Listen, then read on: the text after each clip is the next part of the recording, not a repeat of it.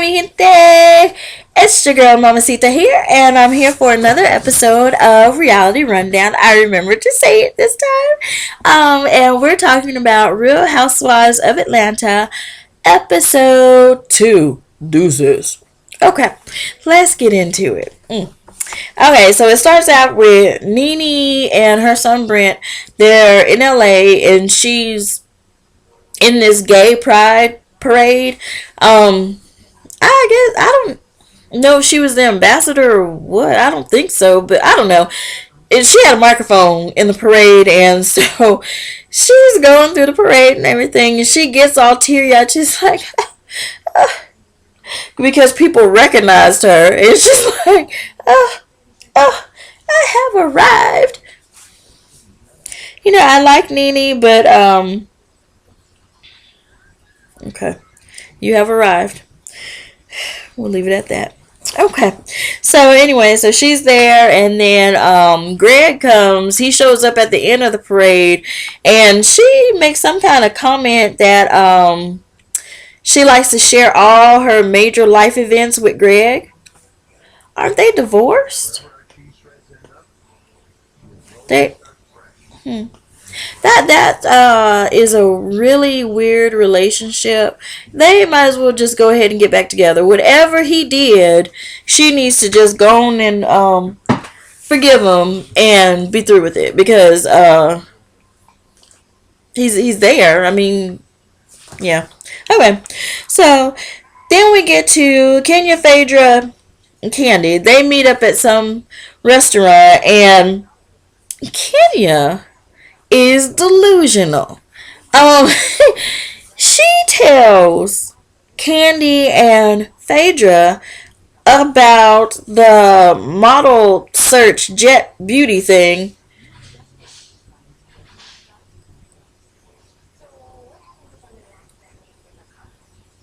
Okay.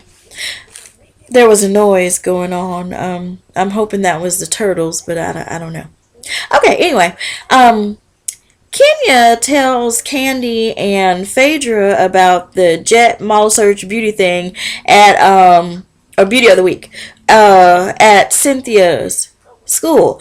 But Kenya starts out saying that she used to be a beauty of the week, and since she used to be one, Jet called her and wanted her to be one of the judges. She's delusional, because I could have sworn, I can't find my shoe. Okay, I could have sworn that in episode 1, Cynthia said that she called her, because, I mean, it looked like Jet had contacted Cynthia, or Cynthia contacted Jet, whatever. It was at her school. And, I just don't see where they called Kenya. Nobody even knows what she's about. I mean, I've seen her in a couple of B movies. That means low budget. And it turns out that those B movies are movies that she produced. Low budget. The last thing I think I seen her in, I think it was called Menage a Trois. And it was like her and I don't even remember who else is in it, because I turned it off after like 10 minutes because it was straight ratchet. It was just awful. So, anyway, whatever. Kenya got the big head, and she's just, I can tell there's going to be a lot of drama with her. Okay, anyway, but she describes that to them and all this stuff. And then why does Phaedra point out that she has a donkey booty?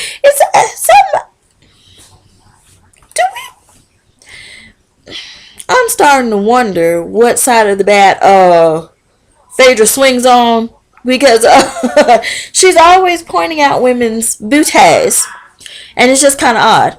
It's kind of creepy. Okay, but let's see. Then we get to Kim. I think Kim is on crack, because, or maybe her pregnancy is making her hallucinate or something, but she's stupid. She's straight stupid. Because she's sitting up there talking like she is not going to get evicted. Something's wrong with her. Basically those people are putting her out of her house, and she act like she doesn't have to go. But anyway, she explains to Sweetie that the problem with the house is that they were leasing the house, and she says that they were going to buy the house contingent on two things. One was that Croy stayed with the Falcons, and she said that happened. Two was that they were waiting on the appraisal. Okay. She says that the owners, that decorator from last season or whatever, is the owner. Anyway, so she says that the owner and her husband wanted $3 million something for the house, but it appraised at $2 million something. And so Kim is like, we would be stupid to pay more than what it appraised for. Okay, well, did you consider that they wanted more because of all the furniture and everything that's in it?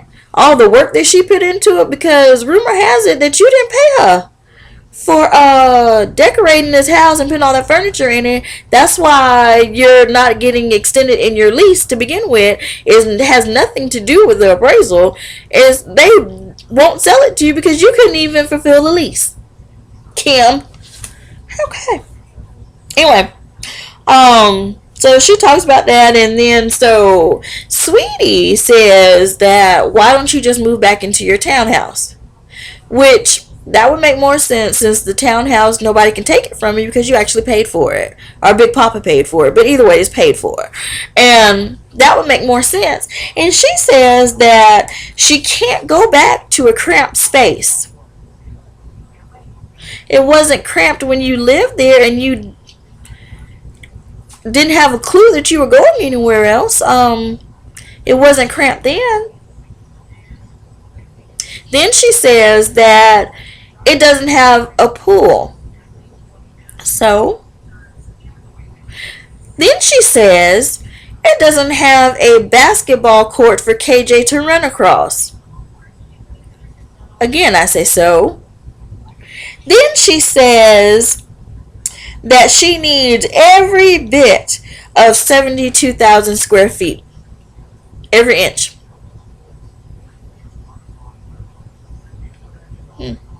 Well, Kim, since you want all of 72,000 square feet, maybe you should get a job. Maybe that would help. Maybe you should have married a black football star, and then you would have endorsements and stuff, and then you wouldn't have to complain because you wouldn't be getting evicted. Take a lesson from the Kardashians. Okay. Anyway, so then we get to Kenya and her Aunt Lori. We're at Kenya's house, and Kenya is a straight wackadoodle. That's all I can say. She's odd. The aunt says that she hasn't met this boyfriend and she wants to know why. She says that, hey, they've been dating off and on for 2 years and she hasn't met him yet, so she assumes that there's something terribly wrong with him. I would agree, since you haven't introduced her. But anyway, Kenya goes into this long drawn out story that her aunt's opinion is very important to her, and that she didn't want to introduce him yet because she felt that she needed to be engaged before she introduced him, because she wants the aunt to like him.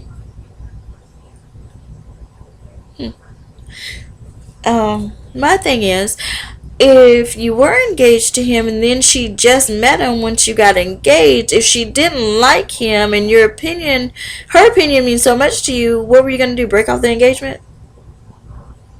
I don't know. She's weird and dramatic and doing a whole bunch of bad acting. Mm-mm. Then we get to Phaedra, Cynthia, and NeNe. They're all together working out. Weird. When did Phaedra and Cynthia start hanging out? And then to add NeNe in the mix, weird. So, anyway, Cynthia explains that she wants to throw a party for NeNe and to congratulate her with her stuff that she's doing in Hollywood. But NeNe says, no, I don't want it to be about me. So, they changed the party. Instead of it being about NeNe, it is about women who are in business or something. I don't know really what the party is about. Something about empowering women, or I can't tell you. But they have a party with a bunch of women. Women only. Okay. So Phaedra wants to know, oh, is Kim invited too? And so NeNe paused for a little bit, but then she said, you know what? Yes, Kim is invited too. I don't care. But I really think that NeNe wanted Kim invited because she wanted to rub in her face that I told you I was rich, and now you see me on 2 TV shows, well 3 actually, 3 TV shows, and I got some other stuff in the works. I have my Moscato, and what else she got? I don't know. Some other stuff, and she probably knows all about Kim being put out of her house with 50 million kids. So I think NeNe really just wanted her there so she could, sort of, I don't know how you say, kind of subliminally rub it in her face. Yeah.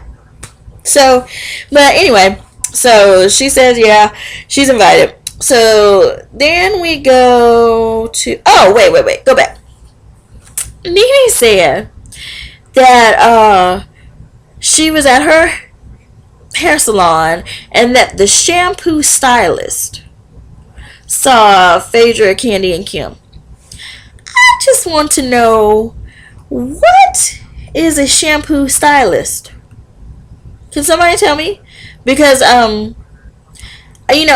with my hair being natural and everything, I haven't gone into a salon in a long time, but I don't remember any job title of a shampoo stylist. I mean, what are they styling? Do they make foam styles with the shampoo? I mean, what is that about? Anyway, okay. So, if anybody else has heard of that, please let me know, because that is new to me. Okay. Then we go to Kim and Kroy. It's Kim's birthday. He rents I guess it's a yacht, I don't know, a big old boat. I guess he rents that because it never really moves. It's still docked. And anyway, he has all this food sitting out. It's all of her favorite food. It looked like egg rolls and wings and stuff. I don't know. It was a bunch of stuff, which I just think is kind of gross. I mean, because it's supposed to be summertime at that time. But I can't eat outside like that. I don't like nature. I don't like bugs. And, you to come and the food is already sitting out. That just makes me want to puke, because it's like you get on the boat, you don't know what was crawling on it or how many flies were sitting on it before you got on this boat, and it's just gross. So I mean, nobody was watching it, nobody was fanning the food, and so I mean, you can keep that, Kroy. You can keep that, because that's gross. Okay. And Kim ate it, her and the baby. I mean, they ate all that fly larva. I mean, that's nasty. That's gross. Okay, so anyway, they start talking about how they can move back into the townhouse. I think Kroy mentions it, that they can move back into the townhouse, but Kim is so against it because I guess she feels like if she moves back into the townhouse, they're poor. Kim is, she gonna work my nerves. She's gonna work my nerves. Anyway, that conversation was boring. Yeah, it was boring. And then we get to Kenya and Walter, the boyfriend. Okay, Walter. Okay, to me, Walter reminds me of like a young Muhammad Ali with the cross between Will Smith. Kind of is, he kind of looks like Will Smith the way he turns, but he definitely reminds me of Muhammad Ali. Anyway, so he's there, they're going out to dinner or whatever, and so Kenya tells him about a black snake. She was out hiking. Where are you hiking in Atlanta? I just want to know, where are you hiking in Atlanta? Hiking involves mountains and stuff. You ain't in Cali, honey. Where do you hike? Okay. Anyway, she was out hiking, so she says. She was probably just on the treadmill in the incline. But anyway, she was out hiking, and she says that this black snake crossed her path, and she went running, and she immediately called her aunt, and her aunt was telling her that that was a sign of good luck and change. Where do they do that? I mean, I've never heard of that ever. Black snake means to me, hey, run for your life. Heifer, get out the way. Save yourself. That's what black snake means to me. I mean, how about you? I mean, okay. But anyway, yeah, that's what she says. And so, I think even he makes fun of her or something, saying run for your life, something. Anyway, so she says, she changed the subject, and she says how they've been dating off and on for 2 years. Okay. And she says that, she moved to Atlanta to be close to him. He has a towing business, something like that. Okay, strike one. You've been in a relationship with him off and on for 2 years. And you had to move to him.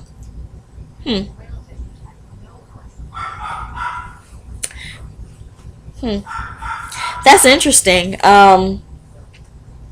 Yeah, I think we'll see in the episodes to come that he's not as crazy about her as she thinks he is.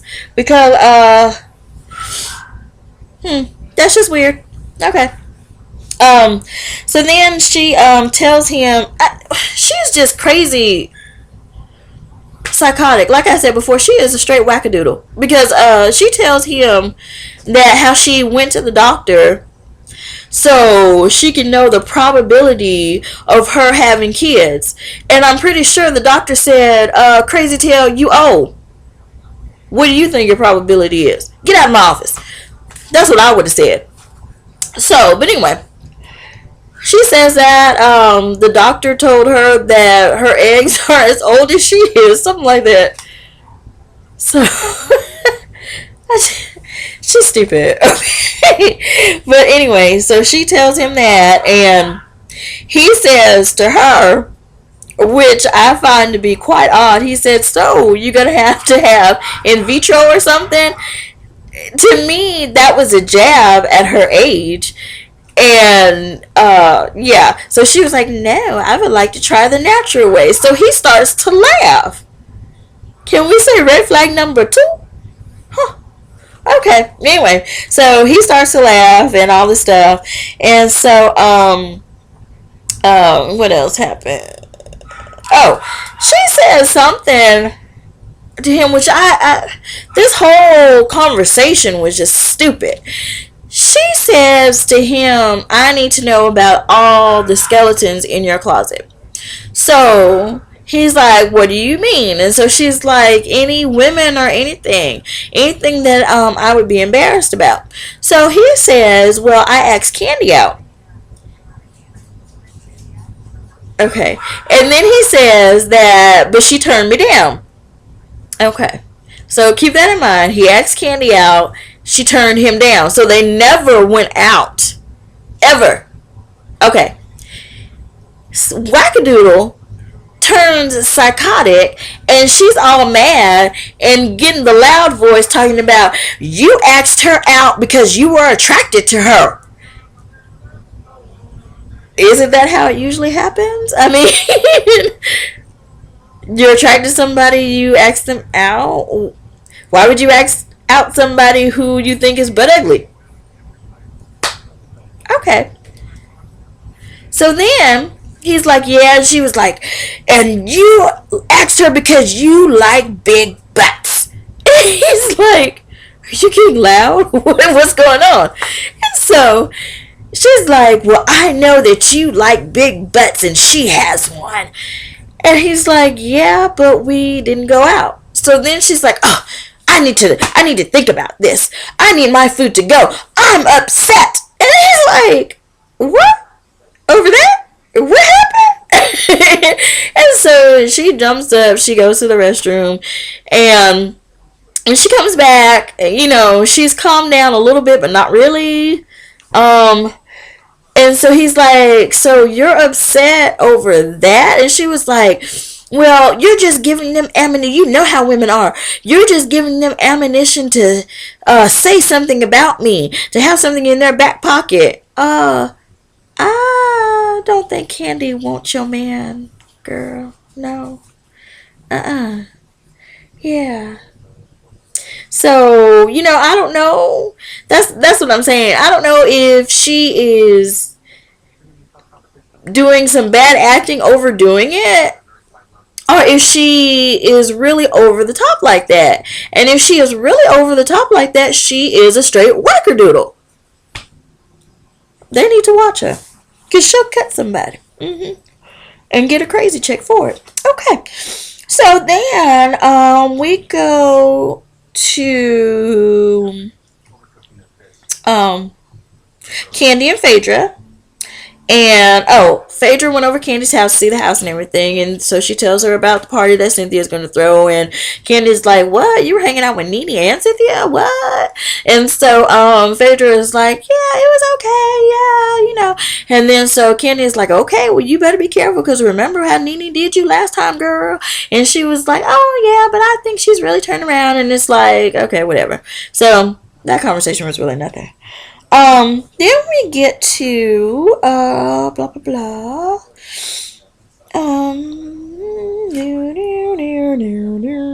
The party. Okay. Kim and Sweetie come to the party, but they leave immediately because Kim is like, well, I was invited, so I'll come, but I really don't want to be here, so I'm going to make something up that I have to go. Why did she waste gas? Just why? I mean, she literally stayed for like 2 seconds and left. She made up some story about she had to go eat dinner with Croy because they had a team dinner or meeting or something. And so, and she didn't have a nanny or something. Okay, Sweetie didn't have to come to that party with you. Why can Sweetie be the nanny? Isn't that what you're paying her for? To be something?